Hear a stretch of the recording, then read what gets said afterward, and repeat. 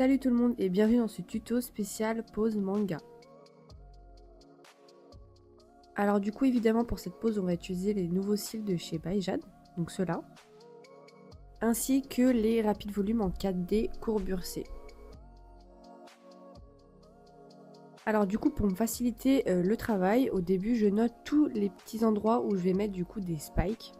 Alors moi sur cette pose j'en mets 7, après vous pouvez vraiment changer selon votre préférence, en mettre 10, 12, en mettre 5, 4, en fait c'est vraiment modifiable à votre volonté. Alors du coup ensuite sur le mapping j'ai fait des petites flèches comme ça, c'était surtout pour le live. Comme on me demandait souvent les tailles que j'utilisais, du coup je les avais notées comme ça, c'était plus simple pour tout le monde. Mais par contre, vous les notez quand même pour vous, c'est toujours bon à faire. Mais vous n'êtes pas obligé de faire les flèches, tout pareil quoi. Ensuite, comme d'habitude, j'aime bien prendre des petits scotch pour remonter un petit peu la paupière de ma cliente. Alors faites attention de ne pas trop la remonter, ça peut lui ouvrir l'œil et du coup l'irriter facilement. Donc du coup, vous pouvez commencer à poser vos spikes.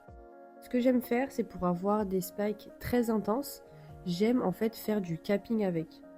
Donc du coup, je prends mon spike, j'en pose un au-dessus du cil naturel et j'en prends un deuxième que je place en dessous.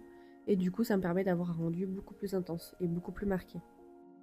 Pour ce qui est des spikes, vous les posez uniquement sur la rangée la plus haute des cils de votre cliente pour qu'ils ressortent bien de la pose.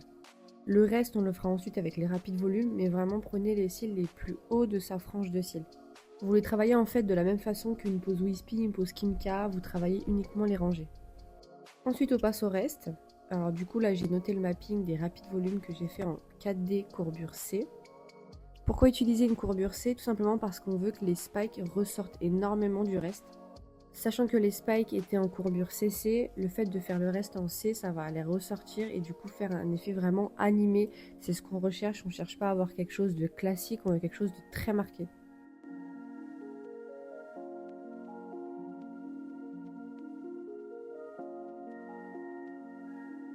Donc là du coup pour les rapides volumes j'ai pris les 4D, vous pouvez très bien prendre du 5D voire du 6D, mais moi c'est vrai que comme ma cliente avait beaucoup de cils, le 4D suffit amplement pour qu'on ait un résultat assez noir.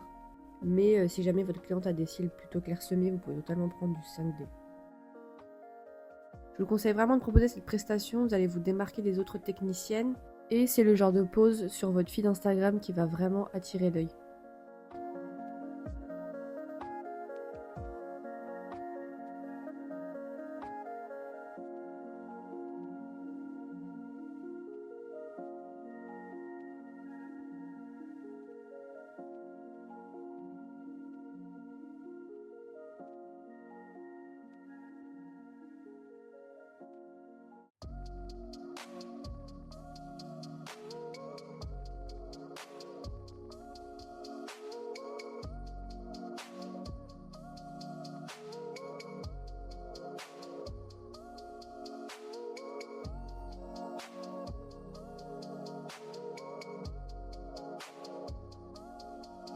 Donc là on arrive à la fin de la pose, on retire bien tous les scotch, on brosse bien pour tout bien replacer. La difficulté de cette pose aussi c'est de bien placer les spikes. On vérifie bien aussi qu'ils soient à une bonne distance les uns des autres pour pas qu'il y ait de trous et que ce soit bien homogène. Comme d'habitude on rince bien les cils de sa cliente pour limiter les allergies et stopper les vapeurs de colle et surtout la soulager. On retire bien les petits points blancs qu'on avait fait auparavant. Et voilà le résultat, donc là on a le résultat en live.